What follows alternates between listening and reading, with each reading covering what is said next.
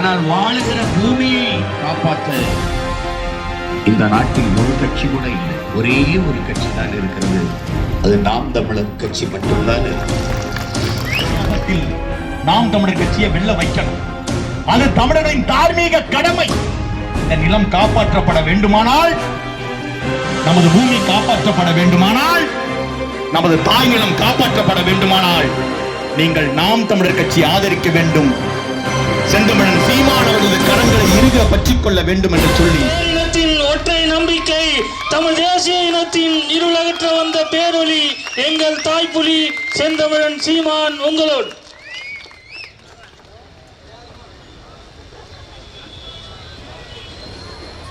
எங்களின் உயிரோடும் உணர்வோடும் கலந்து வாழுகின்ற அன்பு உறவுகள் அனைவருக்கும் வணக்கம். நீரும் மண்ணும் மலையும்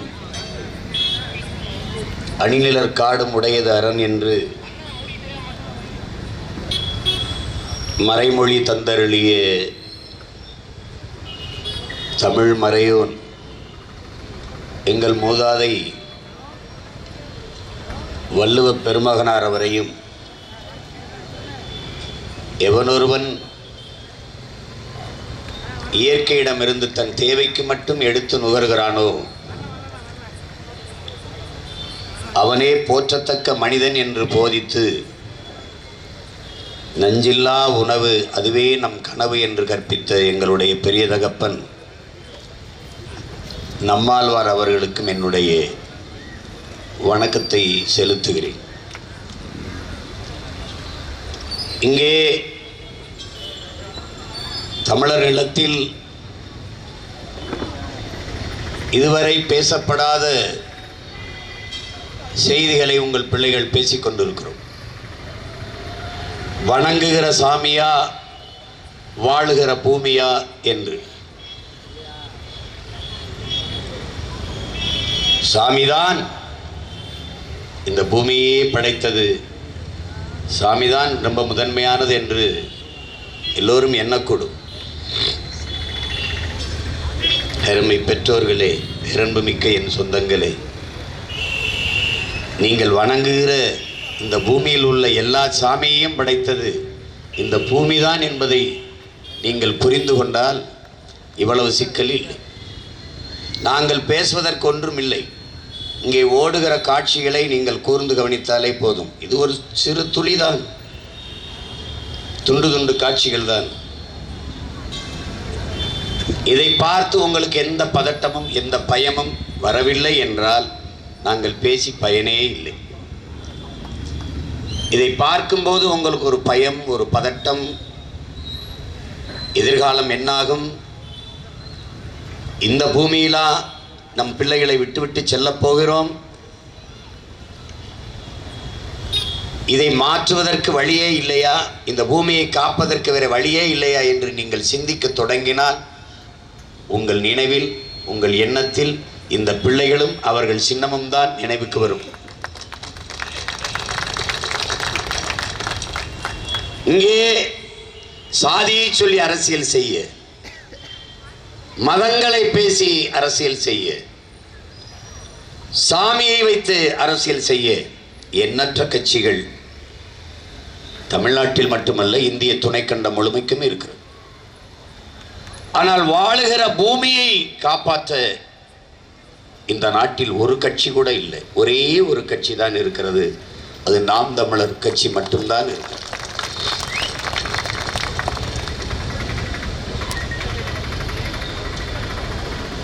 இந்த பூமி 450 கோடி ஆண்டுகளுக்கு முன்பு சூரியனில் ஏற்பட்ட பெருவெடிப்பில் பிறந்த பிள்ளைகளில் இதுவும் ஒன்று. பல கோள்கள் தோன்றின, அதில் ஒன்று பூமி.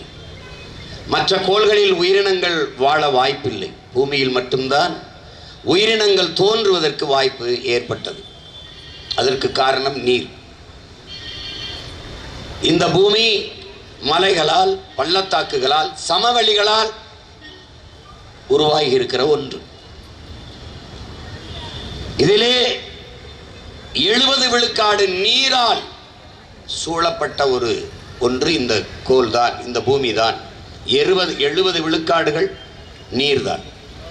மீதி 30 விழுக்காட்டு நிலப்பரப்பில் காடு மலைகள் இவைகளெல்லாம் போக நாம் வாழ்கிற பகுதி மிகச் சிறிது. ஒரு சிறிய பகுதியில் இருந்து இவ்வளவு பெரிய பூமியை மனிதன் அழித்துக் கொண்டிருக்கிறான். உலகில் எந்த உயிரினத்தாலும் இந்த பூமிக்கு ஆபத்தில்லை, பேரிடர் இல்லை. கடைசியாக வந்த மனித விலங்கு, இந்த சமூக விலங்கு மனிதனால் மட்டும்தான் இவ்வளவு பெரிய பேராபத்தை இந்த பூமி தாய் எதிர்கொண்டிருக்கிறாள். இந்த ஆபத்தை அனுபவித்துக் கொண்டிருக்கிறார். பல்வேறு பேரறிஞர்கள் போதித்து போதித்து சோர்வடைந்து விட்டார்கள். புத்தன் ஆரம்பிக்கிறான், இந்த பூமி,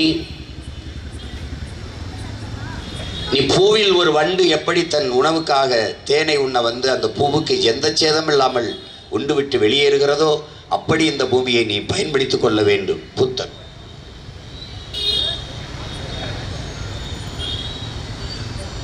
அண்ணல் காந்தியடிகள் இந்த இயற்கை அன்னை பூமி தாய் எல்லா உயிர்களுக்குமான தேவையை தந்து விடுகிறார். ஆனால் மனிதர்களின் பேராசைக்கு தர முடியாமல் தவிக்கிறார் என்று சொல்கிறார். நபிகள் நாயகம் அவர்கள் இந்த பூமிக்கு வந்த ஒரு வழிபோக்கன் தான் நீ ஒரு வழிபோக்கன். வந்தாய், நடந்தாய், இருந்தாய், போயிடணும். இந்த பூமி ஒன்னது என்று சொந்தம் கொண்டாடி கொண்டிருக்க கூடாது. இந்த மார்க்ஸ் மாமேதை இது ஒரு சமூகத்திற்கோ ஒரு அரசுக்கோ தனி ஒரு மனிதருக்கோ சொந்தமானதில்லை. நீ சொந்தம் கொண்டாடுதல உரிமை கிடையாது. நீ வாழ்ந்து கொண்டிருக்கிற இந்த பூமியை இப்போது இருப்பதை விட மிகவும் செழுமைப்படுத்தி இன்னொரு தலைமுறைக்கு விட்டு விட்டு செல்ல வேண்டும். அதுதான் ஒவ்வொரு மானுடனின் கடமைங்கிறார்.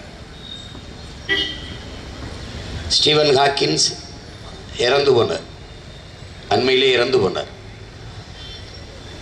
இந்த பூமியை எந்த உயிரினமும் வாழ்வதற்கு வாய்ப்பில்லாத ஒன்றாக இவர்கள் மாற்றிவிட்டார்கள். நீங்கள் வேற கிரகங்களை நோக்கி படையெடுங்கள் என்று அறிவுறுத்தி விட்டு போய்விட்டார். இன்று வரை நம்முடைய நாட்டில் கூட நிலவுக்கு சந்திர மண்டலத்துக்கு சந்திராயனை விட்டெல்லாம் சோதிச்சுட்டு இருக்காங்க. எந்த கொம்பை வந்தாலும் அங்கே போய் மானுடன் குடியேற முடியாது.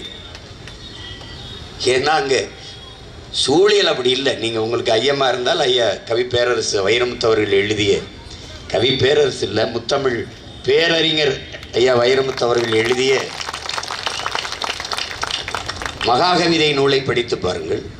நம்முடைய அப்பா, நம்முடைய பெரிய தகப்பன் நம்மாழ்வார் அவர்கள் பேசிய காணொளிகளை எழுதிய புத்தகங்களை எல்லாம் படித்து பாருங்கள். சூழியல் ஆர்வலர்கள் தந்த அரிய பெரிய கருத்துக்களை படித்து பாருங்கள்.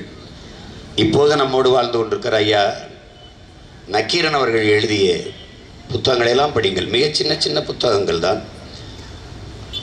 எங்கள் ஊர் காரைக்குடி சேர்ந்த ஆதி வள்ளியப்பன் எழுதிய புத்தகங்கள்லாம் படிங்கள். மிக சின்ன சின்னதான், 10 பக்கம் 20 பக்கம் தான். என்னிலும் இளைய என் தம்பி தங்கிகள் அதையெல்லாம் படிக்கணும். இங்கே அப்படி இல்லை. மலை மேலே கோயில் இருந்தால் தான் மலையை நொறுக்க மாட்டான். ஒரு எளிய கேள்விதான். நீங்கள் பாருங்கள், 450 கோடி ஆண்டுகள் முன்னாடி வெடிச்சு சிதறிய துகள் இது. இங்கே ஒரு நெருப்பு துகள் தான் இது. மேல்மட்டம் குளிர்ந்து குளிர்ந்து நீர் உருவாகுது. நீரில் இருந்து ஒரு செல் உயிரினம் உருவாகுது. அதிலிருந்து பல்வேறு உயிர்கள் பல்கி பெருகுது தாங்க.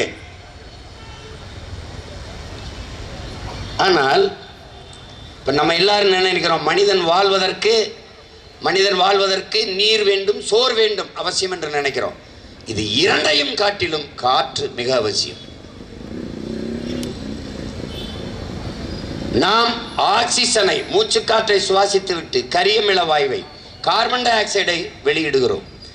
ஆனால் மரங்கள் கரியமில வாயுவை, கார்பன் டை ஆக்சைடை சுவாசித்து விட்டு ஆக்சிஜனை, நம் சுவாசிக்கிற மூச்சுக்காற்றை வெளியிடுகிறது. நமக்கு சுவாச காற்றை, மூச்சுக்காற்றை, உயிர்காற்றை, ஆக்சிஜனை தருவதே மரங்கள் தான் என்பதை நாம் மறந்துவிடக்கூடாது. இப்போ மரத்தின் அருமை உங்களுக்கு புரியும். இதைத்தான் முத்தமிழ் பேரறிஞர் ஐயா கவி பேரரசு வைரமுத்து அவர்கள் மரம்தான் மரம்தான் மனிதன் மரம்தான் மரம்தான் என்று மரங்களின் பெருமையை பற்றி எழுதும்போது எழுதியிருப்பார்கள். நாம் கூட மரம் மண்ணின் வரம், வளர்ப்பதே மனித அறம் என்று வைத்து மரக்கன்றுகள் நடுவதை வழக்கமாக்கி கொண்டிருக்கிறோம். உங்களுக்கு வெயில் அடித்தால் குடை பிடிக்கிறீர்கள். பூமி தாய்க்கு வெயில் அடித்தால் அவளுக்கும் குடை பிடிக்க வேண்டும். அவளுக்கு இருக்கிற ஒரே குடை மரங்கள் வளர்ப்பதுதான் என்பதை என்னிலும் இளைய என் தம்பி தங்கைகள் புரிந்து கொள்ள வேண்டும். இந்த பூமியை பச்சை போர்வையால் போர்த்துவதை தவிர ஒரு வழியும் இல்லை. உங்கள் தாய் நடுக்குற்று இருக்கிறாள். அவள் நடுக்கத்தை போக்க ஒரே ஒரு போர்வை, பச்சை போர்வையால் இந்த பூமி தாயை போர்த்துங்கள், எல்லாம் சரியாயிடும். பருவநிலை மாறிவிட்டது, புவி வெப்பமாகிவிட்டது, எல்லாம் சொல்கிறார்கள். புவி வெப்பமானதற்கு காரணம் யார்? பருவநிலையை மாறியதா மாற்றினீர்களா? எந்த நேரம் மழை வரும் என்று எவனும் கணிக்க முடியவில்லை, யாரும் கணிக்க முடியவில்லை. திடீரென்று மழை வருது. பருவமழை என்ற ஒன்றே பொய்த்து போய்விட்டது. நம்முடைய பெரிய தகப்பன் சொல்லுகிறார், பருவமழை என்ற ஒன்றே கிடையாது. இன்று பெருமழை, புயல் மழை இதுதான் இருக்கு. பருவமழைனே பெய்யாது, ஒன்றும் கிடையாது. நீங்கள் ஐப்பசி கார்த்திகையில மழை பெய்யும், அந்த நேரம் நம்ம வேளாண்மை செய்யறதுக்கு நீரை தேக்கி வேளாண்மை செய்ய வசதியாக இருக்கும். அதெல்லாம் இல்லை, இப்போ இல்லை. இங்கே பெருமழை புயல் மழை ரெண்டு தான்.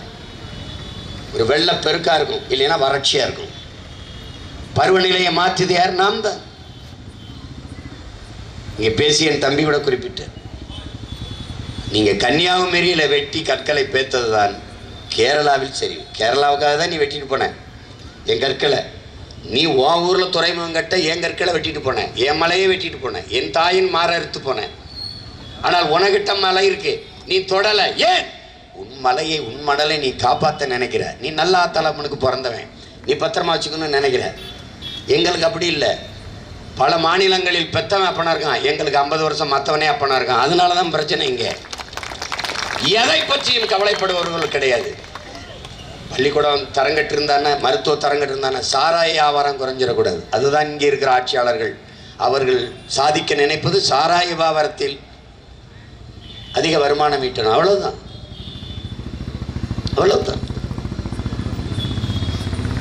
இந்த பூமியை ஒரு சமநிலையில் வைத்திருப்பது மேலே இருக்கிற வளிமண்டலம் என்கிற காற்று படலம், அது ஓசோன், அது கீழே இருக்கிற ஓசோன் அடுக்குகள்.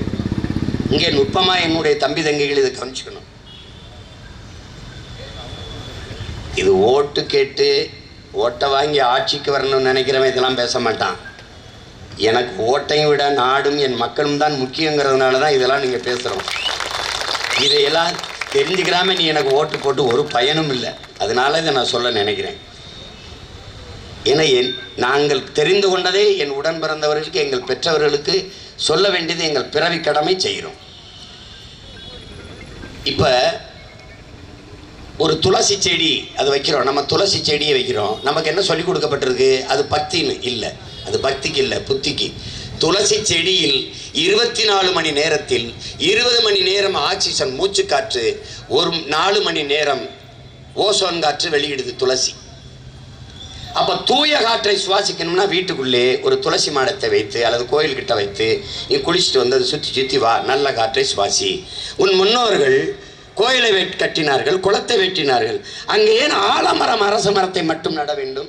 ஆலமரம் அரச மரம் 24 மணி நேரமும் ஆக்சிஜனை வெளியிடுது, மூச்சு காற்றை வெளியிடுது.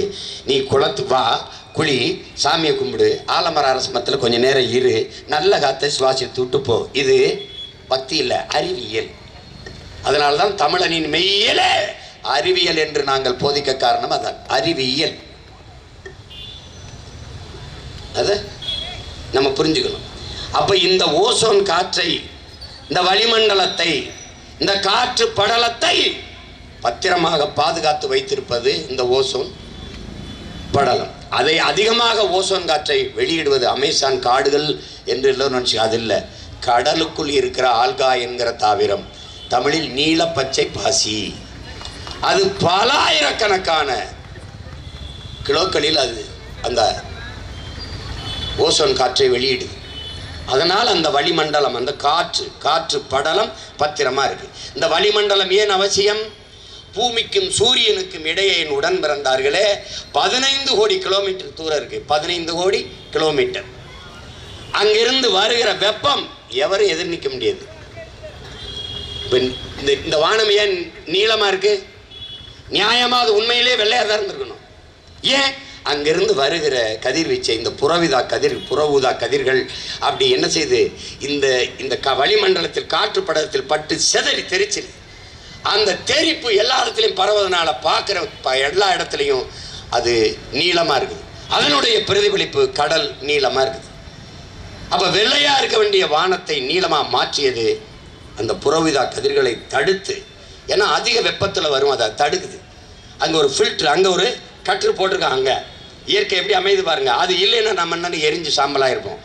அதையும் மீறி வருகிற அதிகமாக வருகிற குளிரை தடுப்பதும் அவன்தான், அதிகமாக வருகிற வெப்பத்தை தடுப்பதும் அவன்தான். அந்த வளிமண்டலம்ங்கிற காற்று படலம் தான். அது இல்லைன்னா நம்ம வாழ்வது கடினம். அந்த காற்று படலத்தை வளிமண்டலத்தை பாதுகாத்து வைத்திருப்பது ஓசோன் காற்று. இங்கே இருந்து பூமியிலிருந்து போறது. அது அதிகமாக உற்பத்தி செய்ய அனுப்புவன் கடலுக்குள் இருக்கிற நீலப்பச்சை பாசிகள். அதனால நீங்க கவனிச்சுக்கணும். நீங்க எது இருந்தாலும் எது இல்லைனாலும் வாழ முடியும். காற்று இல்லை என்றால் நீங்கள் வாழ முடியாது. டக்குன்னு மூச்சடைச்சு செத்து போயிருவீங்க. இப்போ காற்றை சமமாக நமக்கு பகிர்ந்தளித்து கொண்டிருக்கிறவர் யார்? நீங்கள் வணங்குகிற சாமி இல்லை. அன்பு மக்களே, இங்கே இருக்கிற மரம் தான் என்பதை நீங்கள் புரிந்து கொள்ள வேண்டும். நீங்கள் வணங்குங்கள், வணங்குங்கள். முன்னோர்களை போற்றுவது நமது மரபு. வணங்குங்கள். நான் கேட்கிறேன், நாம் வணங்குகிற முருகன், நாம் வணங்குகிற சிவன், நாம் வணங்குகிற எல்லா இறைவனின் உருவத்திற்கு கல்லு கொடுத்தவன் யார்? அந்த கோயிலை கட்டுவதற்கு, பெருவுடையார் கோயிலை கட்டுவதற்கு கற்களை தந்தவன் யார்? தந்தவள் யார்? இவள் தான். இந்த பூமி தாய் தான்.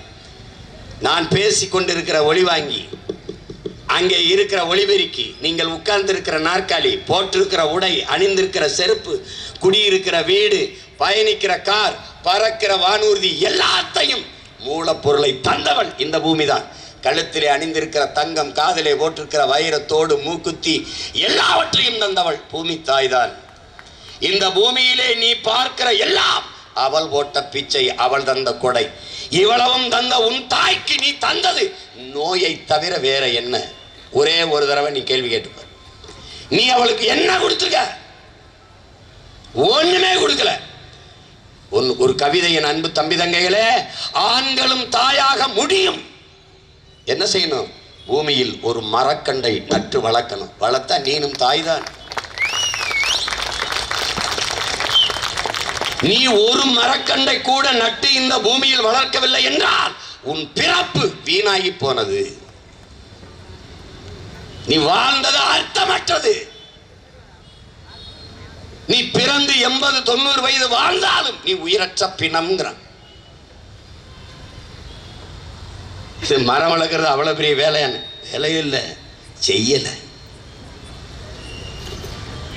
இங்க பேசினதில்லை. அவர்களுக்கு தெரியுமா? உங்களுக்கு ஏன் என்று தெரியுமா? ஏன் என்று தெரியுமா? தெரியாது. அவர்களுக்கு தெரிந்திருந்தால் இது எப்பவோ நடந்திருக்கும். இங்க கேட்கிறாங்கல்ல, எத்தனை ஆயிரம் ஆண்டுகளா நம்ம அந்த நீர்ப்பாசனத்தை நம் முன்னோர்கள் செய்து கொண்டிருந்தார்கள். அவர்களாம் இப்போ சிமெண்டில் தான் சுவர் கட்டினாங்களா? தரைபுறம் சிமெண்டை போட்டு வச்சாங்களா? கால்வாயில் எல்லாம் அப்படி பண்ணாங்களா? 2 கரையிலும் மண்ணால் இருக்கும். அங்கே தான் நண்டு, நத்தை, மண்புழு எல்லாம் கூடி இருக்கும். கசிவு நீர் பாசனம்னே இருக்கு, பல லட்சம் ஏக்கர். நீ அங்கே போய் சிமெண்டை பூசிட்ட தரையில். இதுலேயே தண்ணி எப்படா கீழே போகும்? மூளைங்கிற உறுப்பு இருக்கா? வறுத்து சாப்பிட்டில்ல? இந்த அறிவு இருக்கிறவன் செய்யலாம். அது அறிவு இருக்கிறவன் செய்யலா? கரையை அரிச்சிருது. அட பைத்தியக்காரனுக்கு பிறந்த பைத்தியக்கார வேலை. மரத்தை நடணும்டா. கரை நெடுக மரம் நடுக, கரை நெடுக மரம் நடுக. மருங்கு வண்டு சிறந்த ஆர்ப்ப மணிப்பு ஆடை அது பொறுத்து கருங்கையில் கல்வெளித்து ஒழுகி நடந்தாய் வாழி காவேரி. இளங்கோடிகள் சிலப்பதிகாரத்தில். மருங்கு வண்டு சிறந்து ஆர்ப்ப மணிப்பு ஆடை அது பொறுத்து அப்படின்னா 2 கரைகளிலும் இருக்கிற மரங்கள் அப்படி ரீங்காரமிட்டு பாடுது. அங்கே இருக்கிற வண்டுகள், பூக்கள் இருக்கிற வண்டுகள், ஆர்ப்ப மணிப்பு, அங்கிருந்து உதிர்கிற பூக்கள். ஆடை போர்த்து அப்படி பூவால் செய்த ஆடை போல ஆடையை போர்த்தி கொண்டு கருங்கையில் கல்வெளித்து குதிச்சு குதிச்சு விளையாடுற கண்டை மீன்கள்லாம் உன் கண்களா? காவிரி கிட்ட கேட்கிறான் இளங்கோடிகள். உன் கண்களா? அப்படி துள்ளி குள்ளி குதிக்குதே, அது உன் கண்களா? அப்படி ஒழுகி நடந்தாய், இடுப்பை வளைத்து நெளித்து நடை போட்டு வரும் காவேரியே வா என்று இளங்கோடிகள் வரவேற்கிறான். இப்போது நம்ம அப்பா எழுதுறாங்க, நம்முடைய அப்பா நம்மாழ்வார் என்ன எழுதுறாங்க? இப்படி எல்லா நதிக்கரையிலும் வண்டுகள் பாடும், நதிகள் இடுப்பை வளைத்தினாலே நெளிந்து ஓடும். அதுக்கு நீ என்ன செய்யணும்? கரை நடுக, மரம் நடுக என்று சொல்ற. இப்ப நீ நட்டியா? பனை மரத்தை நடு, மரங்களை நடு, வேரை அனுப்பி மண்ணை இருக பிடித்துக் கொள்ளும், பற்றி கொள்ளும். எப்படி அரிக்கும்? இத்தனை ஆயிரம் ஆண்டுகளா எங்கள் முன்னோர்கள் பார்த்துல சிமெண்ட்ல தான் பூச்சிட்டு இருந்தானா? இந்த அற்ப காசு, பிச்சைக்கார காசுக்கு அவனுக்கு கான்ட்ராக்ட் விட்டு அதுல ஒரு 2 கோடி 1 கோடி.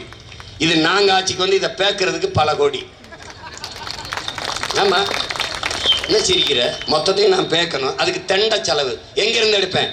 உன் வீட்டுல இருந்து எடுப்பேன். நீ எங்க வச்சிருக்கிறியோ அங்கிருந்து எடுப்பேன். இந்த கான்ட்ராக்ட் எடுத்தவன் வேண்டாம், அவன் சொத்தை போட சீஸ் பண்றான். எடுறா, வித்து போடுறா, இதை எடுறா. இல்லைங்க தெரியாம பண்றான். நாங்களும் இப்ப தெரியாம தான் பண்றோம். தள்ளுங்க. இதெல்லாம் என்னது? அறிவு இருக்கிறவன் செய்யற செயலாது. நண்டு செத்தா உனக்கு என்ன? நரி செத்தா உனக்கு என்ன? உனக்கு என்ன? எது செத்தா என்ன? நீ பாரு, இந்த தேனி நான் பார்க்குற போது தேனி வருது. தேனீக்கள் என்ற இனம் இறந்து விட்டால் மானுடைய இனம் 4 ஆண்டுகள் கூட வாழாது. நான் சொன்னா பைத்தியக்கார போய் சின்னவன் படிக்கல. அறிவியல் பேரறிஞர் ஆல்பர்ட் ஐன்ஸ்டீன் சொல்றான்டா, 4 ஆண்டுகள். தேனி செத்து போச்சுன்னா தேனிக்கு இதுக்கு என்னங்க சம்பந்தம் இருக்கு? உயிர் பெருக்கம் இருக்காது, உயிர் சூழல் இருக்காது. பூச்சி, வண்டு, வண்ணத்து பூச்சி, தேனீக்கள் இல்லை என்றால் எல்லா செடியும் பூக்கும், காய்க்காது. இந்த உயிரியல் உண்மையை அறியாத நீ என்ன செய்ய போற? என்ன தெரிஞ்சுக்க போற? நீ 500 ரூபாய்க்கு ஓட்ட போட்டு எங்களை ரோட்ல போட்ட தவிர நீ சாதிச்ச என்ன? 50 வருஷத்துல என்ன சாதிச்ச? தேனீக்களுக்கு என்ன சிம்மான், என்ன சிம்மான் பிரச்சனை? இந்த ஒரு மீன் செத்து கிடக்கு, அப்புறம் வரேன். இந்த தேனீக்கள் என்ன இல்லைன்னு இது போகும். தேனி இனம் அழியுது. ஏன் அழியுது? எதனால் அழியுது? 1000 நாய்களின் மோப்ப சக்தியை கொண்டது ஒரு தேனி, ஒரு சின்ன பூச்சி. 1000 நாய்களின் மோப்ப சக்தியை கொண்டதுங்கிறான். நீ ஒரு தேன்ராட்டில் பார்க்குற, தேன்கூட்டில் பார்க்குற தேனை அது சேமிக்க 5 லட்சத்திற்கு மேற்பட்ட பூக்களை போய் நுகர்ந்து கொண்டு வருது. பூக்கள்ல இருந்து தேனை எடுத்துட்டு வருது. நீ ஒரே அதை டப்புன்னு எடுத்து சாப்பிட்டு போயிட்டு இருக்க. அதே நம்முடைய தாத்தா ஜேசி குமரப்பா எழுதுனது சேவை பொருளாதாரம்ங்கிறாரு. அவனுடைய சேமிப்பை அவனுக்காகத்தான் சேமிக்கிறான். அவனுடைய தன்னலத்தில், அவனுடைய உணவுக்கு சேமித்ததில் பொது சேவை இருக்கு, சேவை இருக்கு. அது பலருக்கு பயன்படுது. அதனால் அது சேவை பொருளாதாரம்ங்கிறது. அவனுக்கு தான் எடுத்தான். ஆனால் நீ எடுத்துக்கிட்ட. நம்ம சொல்லும்ல, பசு மாடு, பசு பால் தரும், காகம் வடையை திருடி விட்டது. நம்ம கற்பிப்பான். காகம் எடுத்துக்கிட்டு போறது, வடையை பசிக்கு தூக்கிட்டு போறது திருட்டு. ஆனால் இவன் பசுமாடு காலால உதைமோனு காலை, வாளால் அடிச்சிருமோனு வாழை, 2ஐயும் உள்ள விட்டு அப்படி கட்டிட்டு கறக்கிறதுக்கு பேர் பசு பால் தரும். நீ தாண்டா பெரிய திருட்டு பையாடே. அது பால் கறக்கிறது கண்ணுக்குட்டிக்கே. அது மாதிரி தான் இது. அது தேனை சேர்த்தது அதன் உணவுக்கு. நீ எடுத்துட்டு வந்துட்ட. அதுதான் அது சேவை பொருளாதாரம். அந்த தேனி ஒரு பூ, வெண்டைக்காய், சொரக்காய், பூசணிக்காய், பீக்கங்காய், மிளகாய் எல்லாம் பூத்திருச்சு. அந்த பூக்களில் போய் மாங்காய் பூத்திருச்சு, மாமரம் பூத்திருச்சு, பலாமரம் பூத்திருச்சு. அந்த பூக்களில் போய் வண்ணத்து பூச்சி, வண்டு, இந்த தேனீக்கள் போய் தேனை குடிக்கணும். அதுக்கு போகுது. அதுக்கு தெரியாது நாம் மகரந்த சேர்க்கையை கடத்துறோம்னு. அது போய் தேனை ஒன்று போகும்போது ரெக்கையில், மூக்கில் மகரந்தத்தை ஒட்டிக்கிறது. அங்கிருந்து போய் இன்னொரு பூவில் ஒட்டுது. இங்கே ஒட்டுன மகரந்தத்தை இங்கே கடத்திடுது. அங்கே ஒட்டின மகரந்தத்தை இந்த பூவில் கடத்திடுது.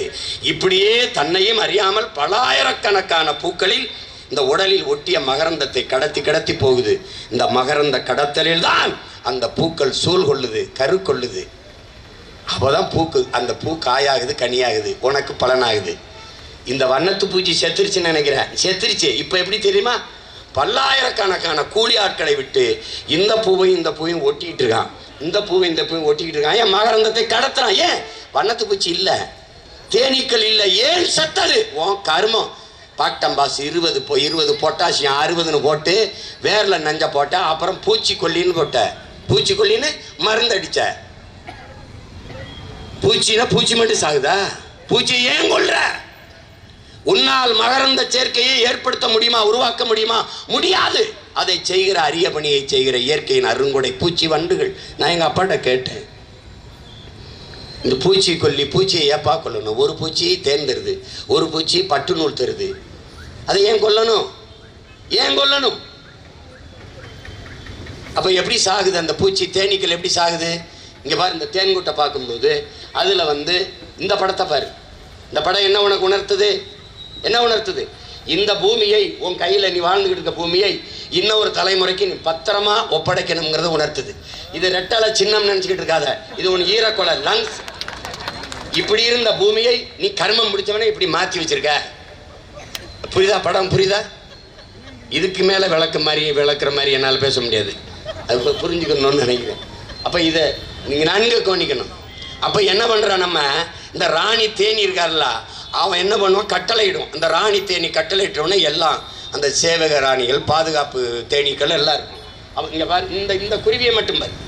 இந்த குருவி இதுவே அரைக்குள்ள தான் இருக்கும், ஆனால் 1 கிலோ பிளாஸ்டிக் வயிற்றுலேருந்து செத்துருக்கு. நல்லா கவனிச்சுக்க நீ. இந்த பாவத்தை சேர்ந்த பாவி யாரு? நம்ம தான். நல்லா கவனிச்சுக்க நீ. இந்த நிலையில் இந்த காக்கா செத்தா என்ன? இவையெல்லாம் விதை தூதுவர்கள். இவர்கள் வேப்ப மரம், ஆலமரம், அரச மர விதைகளை சாப்பிட்டு பல்வேறு இடங்களில் போய் விதைப்பவர்கள். மலை முகடுகளில் இருக்கிற காடுகள் தான் மேகத்தை அறுவடை செய்து பூமிக்கு மழையாக கொண்டு வருது. மலையிலிருந்து தான் உனக்கு அருவி வருது, ஆறு வருது, ஆறிலிருந்து நீர் வருது, சோறு வருது, வயிறு வருது, உயிர் வருது, வாழ்க்கை வருது. உன்னுடைய வாழ்க்கையை தந்தவன் இவன்.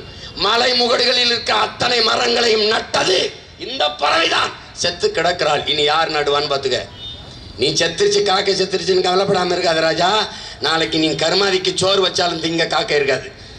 நீயே கத்திக்கிட்டு சென்னுட்டு சாக வேண்டியதான். பார்த்துக்க, ஒவ்வொன்றா பாரு. இந்த சூழலில் அந்த தேனி கட்டளையிடும் போது இந்த தேனீக்கள் பறந்து போய் தேனை உண்ண போகுது. எல்லா செடிகளில் இருக்க பூக்களை போய் உண்ணுது. நீ இந்த பூச்சி தின்னு வரும்னு என்ன பண்ற? பூச்சி மருந்தை அடித்து வைக்கிற, பூச்சிக்கொல்லி அடித்து வைக்கிற. அதை உண்ட உடனே தேன் இல்லாமல் நஞ்சா இருக்கு. அந்த நஞ்சை உண்ட பிறகு இந்த தேனீக்கள் அப்படியே மயக்க நிலைக்கு வந்துடுது. எப்படி வந்துடுது? எங்கிருந்து நாம் பயணப்பட்டோம் என்பது அது தேன்கூட்டிலிருந்து கிளம்பும்போது அதுக்கு நல்லா ஞாபகம் இருக்கு. இந்த மலர்களில் தேனை உண்டு விட்டு, இந்த நஞ்சு கலந்த அந்த தேனை உண்டு விட்டு திரும்பும் போது ஒரு மயக்க நிலைக்கு போயிருது. தான் எங்கு கிளம்பினோம், எங்கு செல்ல வேண்டும் என்கிறத முகவரியை மறந்துடுது. எப்படி? டாஸ்மார்க்கில் நல்லா ஃபுல்லாக மப்படிச்சு சரக்கு அடித்தவன் வீடு எங்கே இருக்குன்னு தெரியாமல் எங்கேயாவது போய் முட்டி அப்படி ரோட்டில் விழுந்து கிடக்கிற மாதிரி இந்த தேனீக்கள் கிளம்பி வந்த இடத்தை மறந்து அங்கங்கே விழுந்து செத்துருது. எல்லா பூச்சியும் செத்த பிறகு பூச்சிகள் வரும் என்று காத்திருந்த ராணி தேனி செத்துருது. தேனீக்கள் இனம் அழிஞ்சிருது. நாம் அழிய போகிறதுக்கான அறிகுறி. அதை பற்றி நம்ம கவலை கிடையாது. நீ பார்த்துக்க, இது பார்க்க அற்ப பூச்சியாக இருக்குது. 1000 நாய் கல்லை விட்டு ஏறி ஓடும். ஒரு சின்ன பூச்சி தான், கல்லை விட்டு ஏறி நீ ஓடுவ, தெரிச்சு ஓடுவ. அப்போ பார்த்துக்க யார் வலிமையானவன்னு. நீ சின்ன பூச்சின்னு நினச்சிடாத. அப்போ என்ன பண்ணுது? இது எல்லாவற்றையும் தடுத்து நிறுத்துவது, குளிரையும் வெப்பத்தையும் தடுத்து நிறுத்துவது காற்று படலம், அந்த வளிமண்டலம். அங்கிருந்து வருகிற வெப்பத்தை நேரடியாக பூமிக்கு வரவிடாமல், நம் தலைக்கு நமக்கு வரவிடாமல் தடுக்கிறது மரங்கள். பூமியிலேயே மரங்கள் எல்லாம் பச்சையாக இருக்குது, எல்லா செடி கொடியும் பச்சையாக இருக்குது. அங்கிருந்து வருகிற வெப்பத்தை தடுத்து அது தனக்கான உணவை தயாரிக்குது. ஸ்டார்ச் அது எடுக்குது, அது சர்க்கரையை எடுக்குது. அப்பா என்ன சொல்கிறாங்க நம்மாழ்வார், அங்கே அந்த இலைகளில் ஒரு தொழிற்சாலை இருக்குடா மகனேங்கிறார். அந்த இலை அது என்ன பண்ணுது? தனக்கான உணவை அந்த வெயில், அந்த சூரிய ஒளியிலிருந்து எடுக்கும் போது இலை பச்சை உருவம் பெறு, பச்சை நிறம் பெறுது, பச்சையத்தை எடுத்துக்கிறது. அப்போ வெயிலை குறைச்சிது, சாஃப்ட் பண்ணிடுது. அதனால நீ மரத்து நிழல்ல போய் நிற்கும் போது உனக்கு வெயிலினுடைய தாக்கம் தெரிவதே இல்லை. அப்போ அதை தாங்கி நிறுத்துது. இதுலேருந்து என்ன தெரியுது? மரம் வளர்ப்பது மானுட கடமை என்று தெரியுது. மரம் வளர்ப்பது, மரம் என்பது மனித உயிர் மட்டுமல்ல, பறவை பட்சிகளின் வீடு, அதற்கான உணவு. மரம் என்பது மழை. எல்லாத்தையும் நீ புரிஞ்சுக்கிட்டு அதை செய்யணும். நீ அதை விட்டு நீ இங்கே இப்போ இருக்கிறவங்க என்ன தெரியுமில்ல, மரம் இந்த ஒரு பாட்டு வரும்ல, காசு பணம் துட்டு, அது மாதிரி மரம் காசு பணம் துட்டு வெட்டுன்னு வெட்டிக்கிட்டு இருக்கான். இந்த படம் பார்த்தா நினைக்கிறேன். இந்த படத்தை பாரு. நீ தரையில் குப்பையை போட்ட இந்த பிளாஸ்டிக்கை ஒருவேளை உங்கள் மகன்கிட்ட அதிகாரம் கொடுத்தா முடிஞ்ச வரை அள்ளி சரி பண்ணுவேன். நீ கடல்களை போட்டு விட்டு போயிட்ட. எந்த அப்பனை வச்சு அல்றது? இப்போ எப்படி சரி செய்யறது? நான் யோசிச்சு பாரு, இதை யோசிச்சு பாரு, இது எப்படி அல்றதுன்ற? கரை ஒதுங்குகிற மீன்கள் எல்லாம் வயிறை கிழிச்சால் 40 கிலோ 30 கிலோ திமிங்கலத்தின் வயிற்றில் பிளாஸ்டிக் கழிவுகள். இந்த மீனை பாரு, இது ஏன் செத்ததுன்னு ஒரே ஒரு தடவை கேள்வி கேள். இந்த மீன்கள் லட்சக்கணக்காக செத்து இப்படி கரை ஒதுங்க காரணம் என்ன? நச்சு கழிவுகள். நீ அணு கழிவை கொட்டுற, நீ தூத்துக்குடியில் இடிந்தகரையில் அணு உலை இருக்கு, உனக்கு அதை பற்றி கவலை இல்லை. அணு உலை வெடிக்க வேண்டியதில்லை. அணு உலையை குளிர்விக்க அதன் மீது தண்ணி பீச்சிக்கிட்டே இருக்கணும். அந்த பீச்சி அடித்து அணு உலையை குளிர்விக்கிற தண்ணி கடலுக்களை கலந்தால் இதாங்க. இப்போ வந்துச்சு பாரு, பார்த்துக்க, இங்கே பார்த்துக்க, நீர்நிலைக்கு படகு நிற்கிது பக்கத்தில், பார்த்துக்க குப்பை எவன் விட்டுன்னு பார்த்துக்க, அங்கே பார்த்துக்க கடலுக்குள்ளே எவ்வளோ குப்பைன்னு, இதை பார்த்துக்க கடலுக்குள்ளே எவ்வளோ போட்டிருக்காயின்னு. இது எப்படி தெரியுமா? இந்திய நிலப்பரப்பு எவ்வளவோ அதை விட பெரிய அளவிற்கு கடலுக்குள்ளே பிளாஸ்டிக் நெகிழி குப்பைகள் கிடக்குது. மீனின் எண்ணிக்கையை விட இந்த பிளாஸ்டிக் நெகிழி கழிவுகளின் எண்ணிக்கை அதிகம்னு முத்தமிழ் பேரறிஞர் ஐயா கவிப்பேரசு வைரமுத்து மகாகவிதை நூலில் எழுதியிருக்கார். படி, இங்கே பார்த்துக்க, கடல் நீர்நிலையில் எல்லாம் இந்த பிளாஸ்டிக். இது மக்கி மண்ணோடு மண்ணாக போக 5000 ஆண்டு ஒரு அறிஞன், 5 லட்சம் ஆண்டு ஒரு அறிஞன், 50,000 ஆண்டு ஒரு அறிஞன், எதையும் எவனும் பார்க்க போகிறதில்ல. இந்த குப்பையில் என்ன செய்யலாம்னு யோசி. இந்த பிளாஸ்டிக் பேன் தடை சொல்கிறதுக்கு உனக்கு அதிகாரம் இல்லை. இதை தடுத்துட்டா என்ன செய்வாய்? இந்த பிளாஸ்டிக் போத்தல தான் தண்ணி குடிப்பியா நீ? இதுக்கு முன்னாடி இந்த பிளாஸ்டிக் வர்றதுக்கு முன்னாடி நீ தண்ணியை குடிச்சதில்லை. இந்த பிளாஸ்டிக் பையிலன்னா உனக்கு ஒன்றும் இல்லை, துணியில் பை இல்லை. பார், இந்த கொடுமையெல்லாம் பார். இந்த பூமியில் தான் விட்டு போறியா அவன் பிள்ளைய? என்னோட படம் எடுத்த சின்ன சின்ன பிஞ்சுகளையெல்லாம் இந்த நிலையில தான் விட்டு போறியா? நீ இன்னும் 20 வருஷம் இருப்ப, 30 வருஷம் செத்து போவ, அதுக்கப்புறம் இந்த குப்பையில தான் விட்டு போறியா? யோசிச்சு பாரு. கால கொடுமை. இந்த பூமி, இந்த காற்று பாரு, இந்த காற்று மண்டலத்தில் இப்போ வீசுறதுல காற்றுல 78 விழுக்காடு நைட்ரஜன், 21 விழுக்காடு ஆக்சிஜன், 1 விழுக்காடு நீராவி தூசி போற இதர வாயுக்கள் கலந்து இந்த காற்று உழவி கொண்டிருக்கு. இதில் இருக்கிற அந்த 21 விழுக்காடு ஆக்சிஜனை நம்ம சுவாசிக்கிட்டு இருக்கோம். நைட்ரஜன் அப்பா என்ன சொல்கிறாங்க? வயலுக்குள்ள, நம்மளால் வரப்பா சொல்கிறது கேள்வி, வயலுக்குள்ள எந்த விவசாயம் இருந்தாலும் கரையில் அகத்தி மரத்தை நடணும். ஏன் நடணும்? அகத்தி மரம், அகத்தி அந்த இலை இந்த காற்றில் மிதந்திருக்கிற நைட்ரஜன் 78 விழுக்காடை அப்படியே உட்கொண்டு உள்ளே இருக்கிற பயிர்களுக்கு கொடுத்துருதுங்கிறது. அது கொடுத்ததுனால உன் செடிக்கு, உன் பயிருக்கு தேவையான நைட்ரஜன், நீ நைட்ரஜன் பொட்டாசியம் சல்பட்டு கொண்டாந்து வேரில் போட வேண்டியதில்லை, அதுவே இயற்கையை பிரித்து கொடுத்துருதுங்கிறது. அதனால தான் நமது முன்னோர்கள் வயல் வரப்பிலே அகத்தி மரத்தை நட்டாங்க. ஆமணக்கு செடி எதுக்கு வரப்பில் நட்டான்? புழுக்களுக்கு, பூச்சிகளுக்கு, வண்டுகளுக்கு மிக சுவையான உணவாக ஆமணக்கு, அந்த கொட்டமுத்து இருக்கிற அந்த ஆமணக்கு இலை மிக சுவையான உணவாக இருக்கு.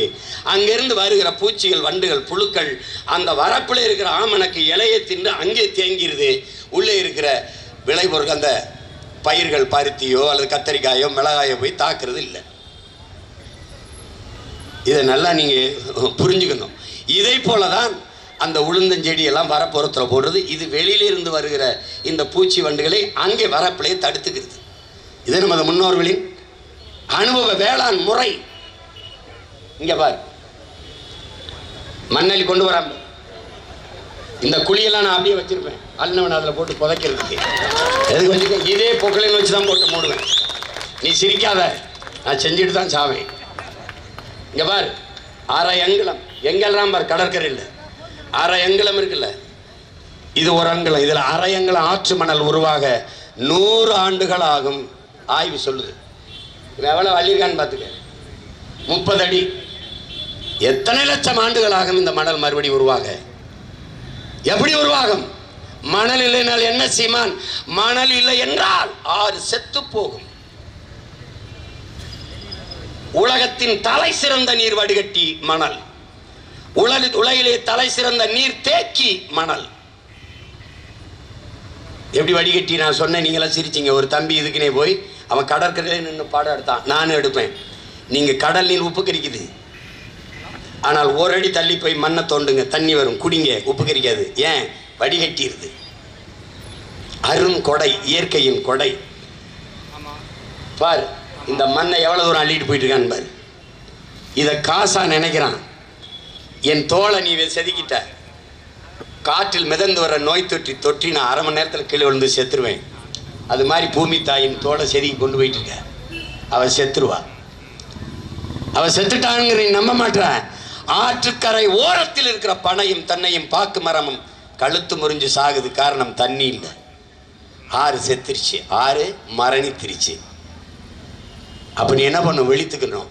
இப்போ 30 அடிக்கு வெளியில் குளம் வெட்டுறான்னா அவன் கடலுக்குள்ளே ஆற்றுக்குள்ளே வெட்டியிருக்கான். பார்த்துக்க, ஆற்றுக்குள்ளே வெட்டியிருக்கான், குளம் வெட்டியிருக்கான். நீ மணலில் மரம் முளைக்காது, மண்ணில் முளைச்சிரும்.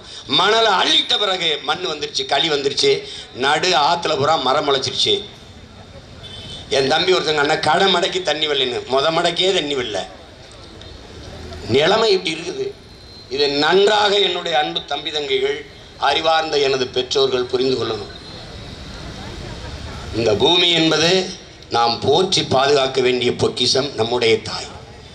தாய்க்கு நோய் வந்தால், என் தாய்க்கு காச நோய் இருந்தால் எனக்கு வரும். என் தாய்க்கு தலைவலி இருந்தால் அது தொடர் நோயாக எனக்கு வரும். மருத்துவர்கள் கேட்பார்கள், உங்கள் அப்பா உங்கள் குடும்பத்தில் இருக்கா அது இதய நோய் இருக்கா, ஹார்ட் அட்டாக்கில் இருந்திருக்காங்களா, உங்களுக்கு உங்கள் பாட்டன் தாத்தா பாட்டி யாருக்காவது காச நோய் டிபி இருந்திருக்கா கேட்பார்கள். அது பரம்பரையாக வரும். தாய்க்கு நோய் இருந்தால் அது சேய்க்கு வரும். அதுபோல பூமி தாய்க்கு நோய் இருந்தால் உலகில் வாழ்கிற எல்லா உயிரினங்களுக்கும் வரும். தாயின் மார்பிலே நாம் பால் குடித்தோம், நாம் உயிரோடு வாழ்கிறோம். பூமி தாயின் மலை மார்பிலே பல லட்சக்கணக்கான உயிர்கள் பால் குடித்து வாழ்கிறார்கள். நம்மிலும் நம்மை பெற்ற தாயிலும் மேலானவள் இந்த பூமி தாய். அவளுடைய மார்பாக இருக்கிற மலை, அதிலிருந்து தான் அறிவியில் இருந்தான். பார் எப்படி நொறுக்கியிருக்கான். நீ மரங்களை வெட்டி வித்து விட்டாய், உங்கள் பிள்ளைகள் நாங்கள் நட்டு வைத்து விடுவோம். நீரை உறிஞ்சி வித்து விட்டாய், நாங்கள் சேமித்து வைத்து விட்டு செத்து போகும். ஆனால் இந்த மலையை, இந்த மணலை யார் உருவாக்குவது? எந்த சாமி? உன் தொழுகை, உன் ஜபம், உன் வழிபாடு இதை உருவாக்குமா? சொல். உன்னால் உருவாக்க முடியாத ஒன்றை அழிக்கிற உரிமையை உனக்கு யார் கொடுத்தது? வளங்களை சுரண்டி கொழுப்பதை வளர்ச்சி என்று உனக்கு கற்பித்தவன் எவன்? யார் கற்பித்தது? இந்த மலையை நீ அரங்களை வளர்த்து காட்டுவியா? நீ 1000 காவடி எடு, நீ தலைகளை நடந்து போ, வளர்ந்துருமா? இயற்கையின் அருங்கொடை இது உனக்கு மட்டுமானதா? உன் சந்ததிக்கானது, உன் பிள்ளைகளுக்கானது. நீ வாடகை வீட்டில் வாழ்ந்து கொண்டிருக்கிறாய். ஒரு வீட்டுக்காரன் சொல்லும் போது வீட்டை எப்படி பத்திரமாக காலி செய்து அவனிடத்தில் ஒப்படைப்பாயோ அப்படி உன் பிள்ளைகளிடத்திலே இந்த பூமியை ஒப்படைக்கணும். நீ அவன்கிட்ட வாடகைக்கு வாங்கி வாழ்ந்து கொண்டிருக்கிறாய். இது ஒண்ணு இல்லை. இது ஒரு பரம்பரை சொத்தல்ல, உன் பிள்ளைகளின் சொத்து. உன் பாட்டன் தாத்தன் உன் அப்பன் சொத்தல்ல, உன் பிள்ளைகளின் சொத்து. அவன்கிட்ட பத்திரமா ஒப்படைக்கணும். நீ இந்த மலையை நொறுக்கினாய், என்ன செய்தாய்? ரோடு போட்டாய். இந்த மலையை நொறுக்கினாய், மாளிகை கட்டினாய். நீ நினைத்துக் கொண்டிருக்கிறாய் மாளிகை என்று. உன் பிள்ளைகளுக்கு கட்டிய மாளிகை என்று இல்லை, உன் சந்ததிக்கு கட்டின சமாதி என்பதை நீ மறந்து விட்டாய். நீ இதை நொறுக்கி கல்குவாரி ஆக்கி ரோடை போட்டாய். எங்கே போகிறாய் வேகமாக? வீட்டுக்கு அல்ல, சுடுகாட்டுக்கு என்பதை நீ மறந்து விட்டாய். விழித்துக் கொள்ள வேண்டும் என்ன தம்பி தங்கைகளே. தமிழனை தவிர உலகில் இந்த அரசியலை எவனும் பேச மாட்டான். ஏன்? தமிழன் மானுட நேயன் அல்ல, உயிர்மை நேயன். அவன் புல்லுக்கு பூண்டுக்கு காக்கைக்கு குருவிக்கு எல்லாவற்றுக்கும் அரசியல் செய்கிறவன். எங்களுடைய அரசியல் கோட்பாடு, எங்களுடைய தாத்தா காமராஜர், அரசியல் என்பது முழுக்க முழுக்க மக்களுக்கான சேவைதான். சரிதான், ஏற்கிறோம். எங்கள் உயிர் தலைவன், அரசியல் என்பது மக்களின் மீது அதிகாரத்தை செலுத்துகிற விவகாரம் அல்ல, அது மக்களுக்கு ஆற்றப்படுகிற தொண்டு, அதையும் ஏற்கிறோம். ஆனால் அதை தாண்டி ஒரு கோட்பாட்டை வகுக்கிறோம். அதுதான் அரசியல் என்பது எல்லா உயிர்களுக்குமான தேவையும் அதை நிறைவு செய்யும் சேவையும் தான் அரசியல். இது எங்கள் கோட்பாடு. பார், இப்படி இருந்த உன் நிலம் இப்படி ஆகிறது. தொழிற்சாலை வளர்ச்சி. நீ தொழிற்சாலை வளர்ச்சின்னு போனாய், எவ்வளவு பெரிய அழிவை, எவ்வளவு பெரிய வறட்சியை நீ சம்பாதிக்கிறாய் பார். நீ சுவாசிக்கிற காற்றிலே இந்த நச்சு காற்றை கலக்கிறார்கள். நீ வளர்ச்சி என்று எதை கவனிக்கிறாய்? உன் மகனும் தொழிற்சாலை வைக்கப் போகிறேன், நீ பார்க்கிறாய். இதே தஞ்சை நிலத்திலே எண்ணற்ற தொழிற்சாலைகள் அவரவர் வாழ்விடத்திலே நான் உருவாக்கி நிலமும் வளமும் சார்ந்த தொழிற்சாலை வேலை வாய்ப்பு வளர்ச்சி. என்னுடைய தொழிற்சாலையில் நீர் நஞ்சில்லை, காற்று நஞ்சில்லை, உணவு நஞ்சில்லை, நிலம் நஞ்சில்லை. 2000 ஏக்கரில் கரும்பில் இருந்து சர்க்கரை, கரும்பு சக்கையிலிருந்து சாப்பிடுகிற தட்டு, கரும்பிலிருந்து எத்தனால் பெட்ரோல், பிரேசில் இருக்க தொழில்நுட்பத்தை பயன்படுத்தி அந்த சர்க்கரை வெல்லம் எல்லாம் அவரவர் வாழ்விடத்திலே படித்தவன் படிக்காதவன் அனைவருக்கும் அரசாங்க வேலை. படிக்காதவன் கரும்பை வெட்டுவான், கொண்டாந்து ஆலையில கொட்டுவான். படிக்காதவன் ஆலையை காய்ச்சுவான், சர்க்கரை வெளியில் இருப்பான். படித்தவன் எண்ணி அடுக்குவான், எத்தனை லட்சம் டன் காய்ச்சப்பட்டிருக்கு அதை ஒட்டுவான். எல்லா இடத்துலையும் சந்தைப்படுத்தி வருவான். படித்த என் பிள்ளை. படிக்காதவனுக்கு ஒரே இடத்துல அரசு வேலை. அவன் வாழ்விடத்திலே பார் எப்படி உன் பூமியை ஆக்கி வச்சிருக்கேன் என்பது ஒரு அற்புதம், ஒரு அதிசயம். உனக்கு நீர் பார்த்துக்க, 3 நிலை அழையுது. திரவ நிலை தண்ணியா இருக்கும், உரைநிலை பனிக்கட்டி, காற்று நீராவியாகும். நீ சூடுபடுத்தினா பறந்து போயிடும். வாயு நிலை காற்று. 3 நிலையை கொண்ட ஒன்று இருக்குன்னா, ஒரு அற்புதம் இருக்குன்னா அது நீர்தான்.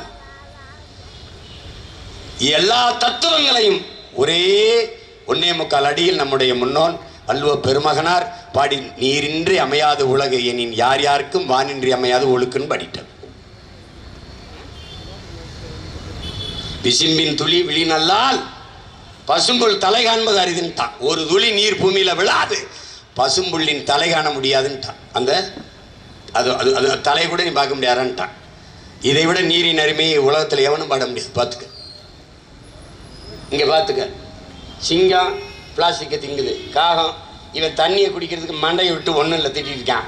அங்கே பசு இவன் அவனே அடித்து தண்ணியை குடிச்சிருக்கான்.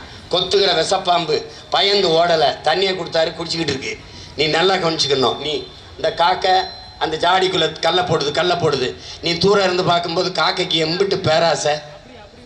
நீ படிச்சிருப்ப அஞ்சாப்பு 4ஆப்பில் ஒரு குடுவையில் தண்ணி இல்லை, காக்கை ஒவ்வொரு கல்லாக போட்டு அது குடித்ததுன்னு. தண்ணி இல்லாமல் வச்சா அந்த அயோக்கிய பேரை பிடிச்சி அடிக்காமல் அது ஒவ்வொரு கல்லாக எடுத்து போட்டு அது நிறைஞ்ச வரை குடிக்குது.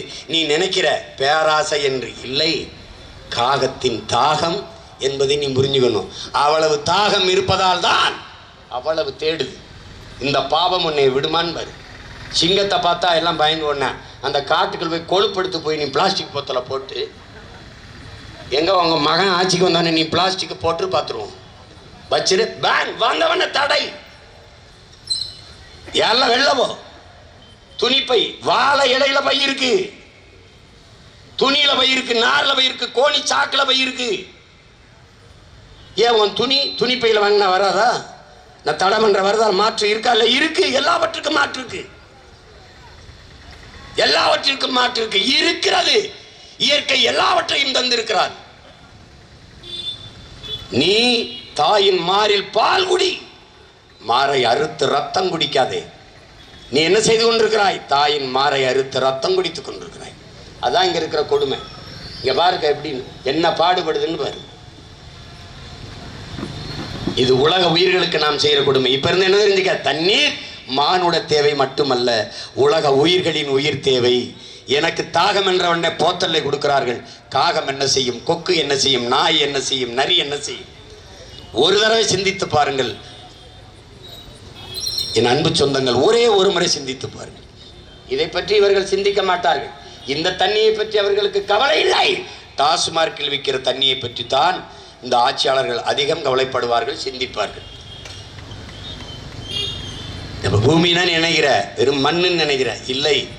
நம் தாய், நம் தாயின் மடி. முத்தமிழ் பேரறிஞர் ஐயா வைரமுத்தவர்கள் சொல்லுகிறார்கள், தாய்ப்பாலும் மண்ணும் பாலும் தாய்ப்பாலும் எளிதாக கிடைப்பதால் மானுட சமூகம் மதிப்பதில்லைன்னு. இது காலு கீழே மிதிக்கப்படுதில்ல, அதனால அவனுக்கு இழிவா தெரியுது. ஐயா கவிக்கோ அப்துல் ரஹ்மான், என் அன்பு பிள்ளைகளே அந்த கவிதையை நல்லா கவனிங்க. உன்னை பெற்றவள் நீ இறந்தவுடன் பிணம் என்று தள்ளிவிடுகிறாள்.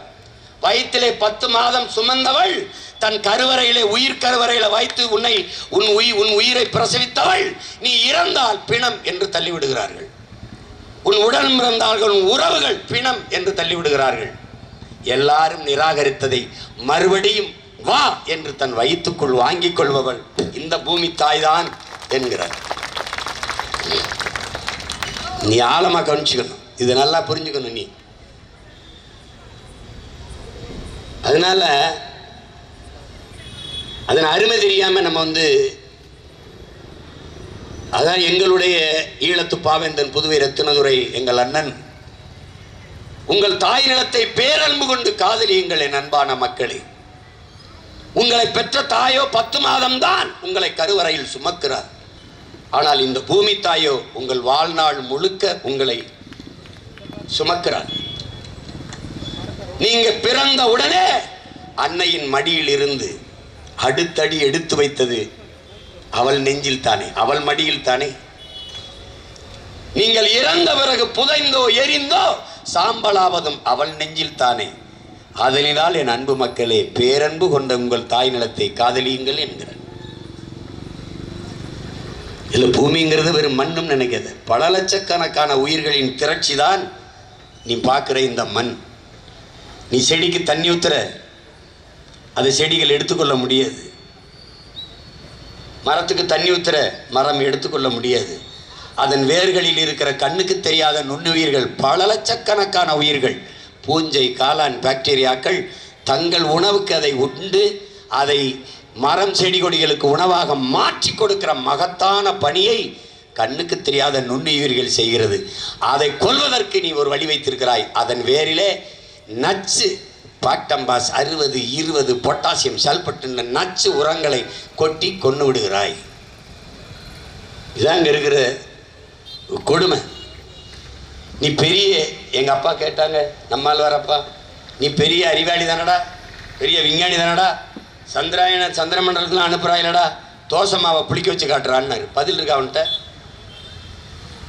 பாலை தயிராக்கி காட்டு, தோசமாவை புளிக்க வைத்து காட்டு. ஒன்று அறிவியலால் முடியாது.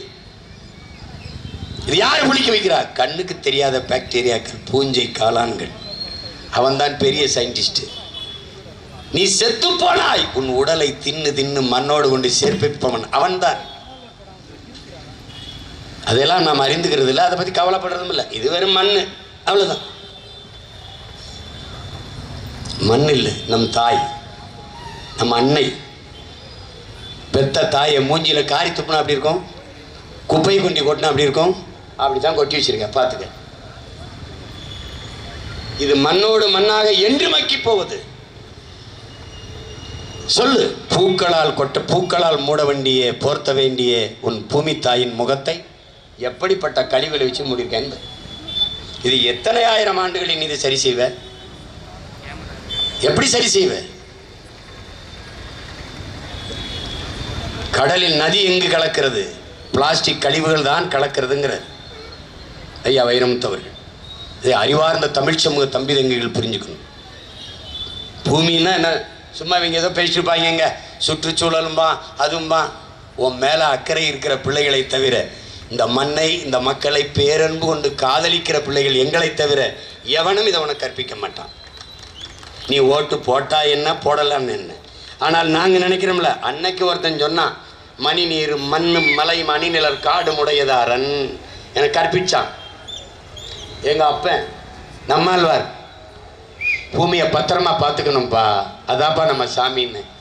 இன்னைக்கு நாங்கள் நினச்சி பார்த்து பேசுகிறோம்ல, அன்னைக்கு நாங்கள் இல்லாது போனாலும் ஒரு தலைமுறை தஞ்சாவூரில் முச்சந்தில் நின்று அன்னைக்கு அந்த பிள்ளைங்க கத்துனாங்கயா, அப்போ கேட்கலையாவேன் அப்படின்னு. நீ கேட்க மாட்ட.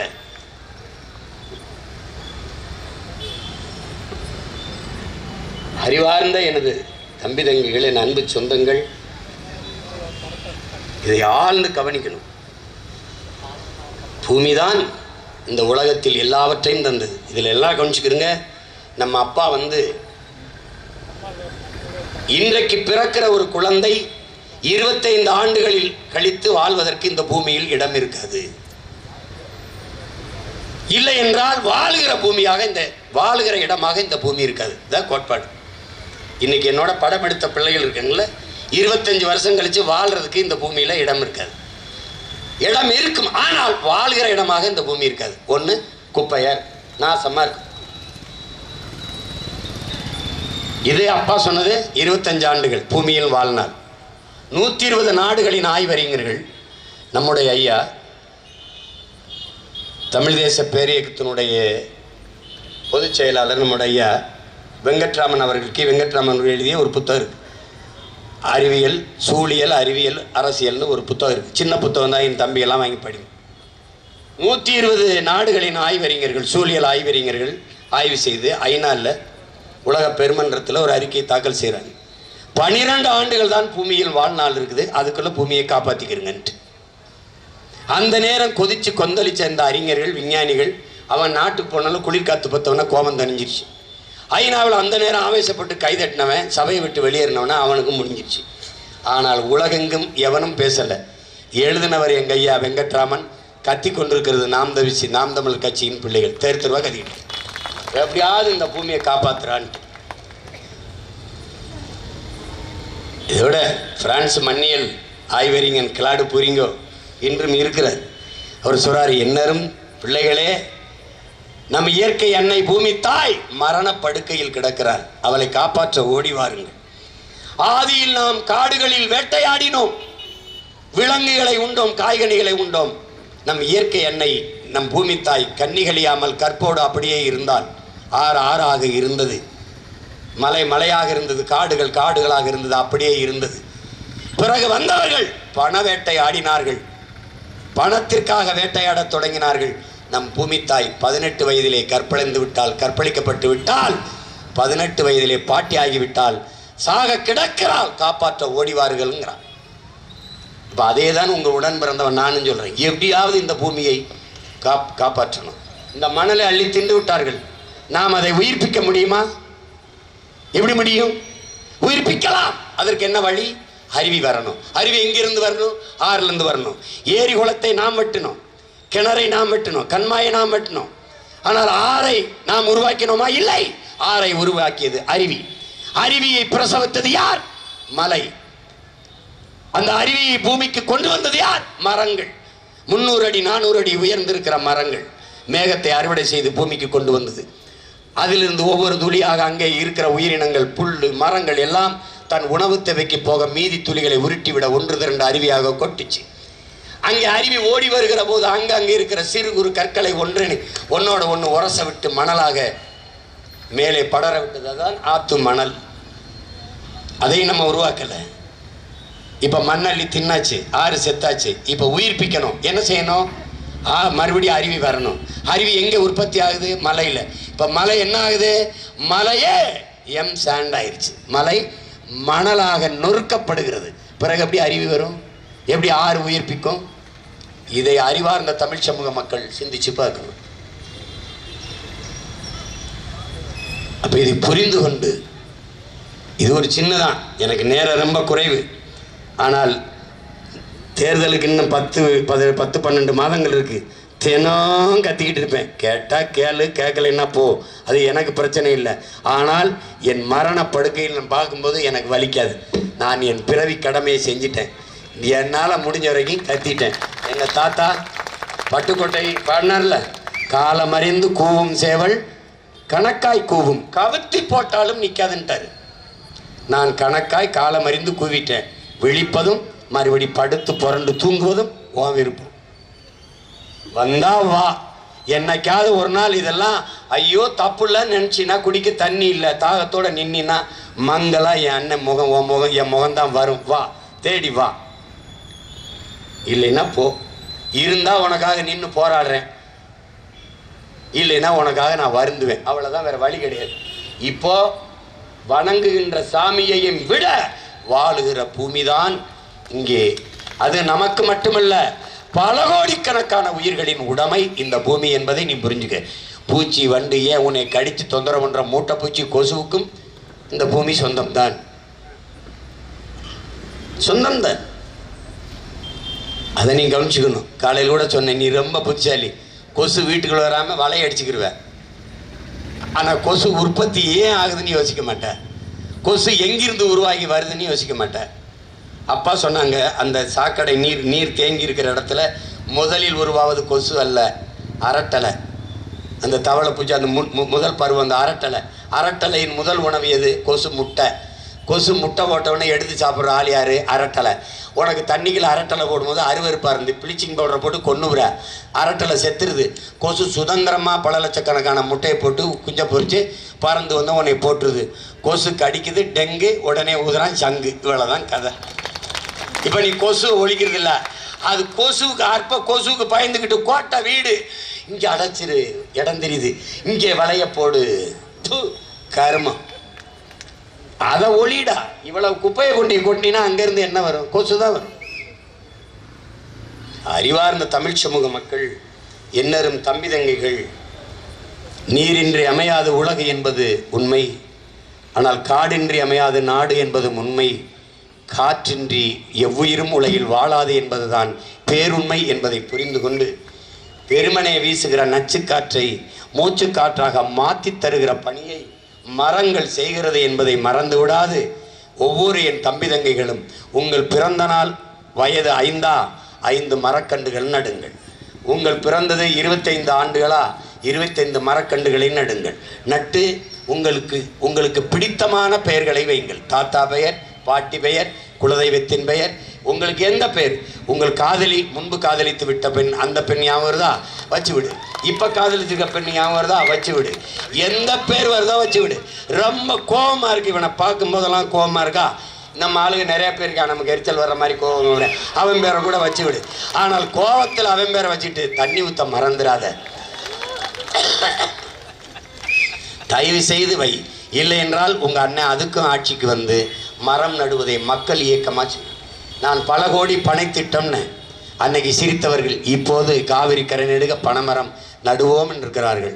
நடுவோம் என்ற அறிக்கை, அவ்வளவுதான், அவ்வளவுதான். அதை நன்றாக கவனித்து வைத்துக் கொள்ளுங்கள். இந்த பல கோடி பனை திட்டம், 10 ஆண்டு பசுமை திட்டம் என்பது நம்முடைய திட்டம்.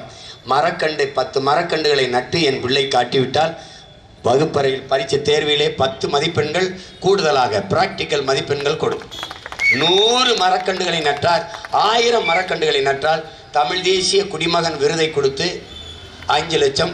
சாராயம் குடிச்சு செத்தவனுக்கே 10 லட்சம்னா நம்ம ஒரு 15 லட்சத்தை கொடுப்போம். மரக்கண்டை நட்டான், மரக்கண்டில் உன் பேரை வெட்டி வை, என்ன வேணாலும் வை, வச்சுக்க, நீ நட்டு வாழ. உனக்கு இடம் இல்லை, நான் வந்தவனை இடம் ஒதுக்கி தருவேன், நீ எங்கே போய் நட்டுறணும். தண்ணி இல்லை, ஓடுற அத்தனை சாக்கடை கழிவு நீரையும் சுத்திகரித்து தருவேன். சாலை போடுவதற்கு, வீடு கட்டுவதற்கு, மரக்கண்டுகளை நடுவதற்கு அந்த தண்ணீரை பயன்படுத்துவேன். கீழே தேறுகிற அழுக்கு மண்ணை உரமாக பயன்படுத்தி நீரை சுத்திகரித்து இதற்கு பயன்படுத்துவோம். தண்ணீர் நாங்கள் தருவோம், மரக்கண்டை நட்டு. 1000கணக்கான மரம் நட்டுட்ட, கண்ணை தானம் பண்ணிட்ட, நீ உறுப்பை தானம் பண்ணிட்ட, உடலே தானம் பண்ணிட்ட. நீ இறந்தால் அரச மரியாதையோடு உன்னை அடக்கம் செய்யும் நாம் தமிழர் அரசு. பிள்ளைக்கு தமிழ் பேரை வச்சிட்டியா, நிரந்தர வைப்பு தொகையாக 10,000 போட்டுரும் பிள்ளைக்கு. தமிழ் பெயரோட என் பிள்ளை சான்றிதழ் கொண்டு அரசு பணிக்கு வருதா, வேலையில் முன்னுரிமை கொடுத்துரும். அது அரசு பள்ளி கல்லூரியில் படிச்சிருக்கா, வேலையில் முன்னுரிமை. என்ன வேலை கொடுத்துருவாய் சீமன், பொறுத்திருந்து பார், எல்லாருக்கும் வேலை இருக்கு. நீ எங்கேயும் வர வேண்டியதில்லை, நீ வாழ்கிற இடத்திலே கொடுப்பேன். ஆடு மாடு வளர்த்தல், பட்டுப்பூச்சி வளர்த்தல், தேனீக்கள் வளர்த்தல், நெசவு செய்தல், மீன் வளர்த்தல், எல்லாம் அரசு பணி, எல்லாம் அரசாங்க பணி. நீ பணம்பால், தென்னம்பால், மூலிகைச்சாறு, கல்லை இந்த குறிப்பிட்ட சாதி தான் இறக்கணும்ல, எவனையும் இறக்கலாம். கவர்மெண்ட் சம்பளம் இறக்கி கொடுத்துட்டு போ, நாங்கள் விற்போம். கருப்பட்டி காய்ச்சி விற்போம். 1 கிலோ கருப்பட்டி அமெரிக்காவில் 1000 ரூபா. அவன் கருப்பட்டி இறக்குமதி செய்ய காத்திருக்கான், ஏற்றுமதி செய்ய வேண்டிய உற்பத்தி இல்லை. நாம் வர்றோம், உலகத்துக்கு உணவை ஏற்றுமதி செய்கிறோம். எதை பற்றியும் கவலைப்படாத. நீ காவிரியில் தண்ணி வரல, நம்ம பாட்டன் அரசேந்திர சோழன் கட்டிய வீரநாராயண ஏரி 16 கிலோமீட்டர். எங்கள் ஊர் ராமேஸ்வரத்துலேருந்து தலைமன்னாருக்கு கடலின் தூரம் 16 கிலோமீட்டர். அப்படின்னா ஒரு கடல்.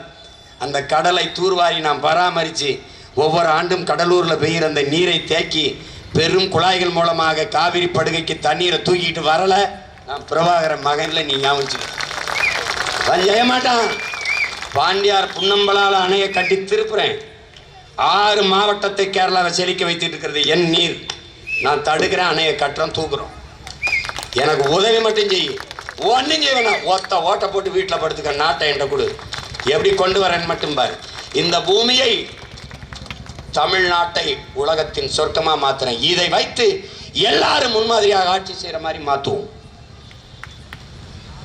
முடியாதுன்னு மட்டும் நினைக்காத, நம்மளால முடியும், நம்ம ஓடாத்தலாலே முடியும்.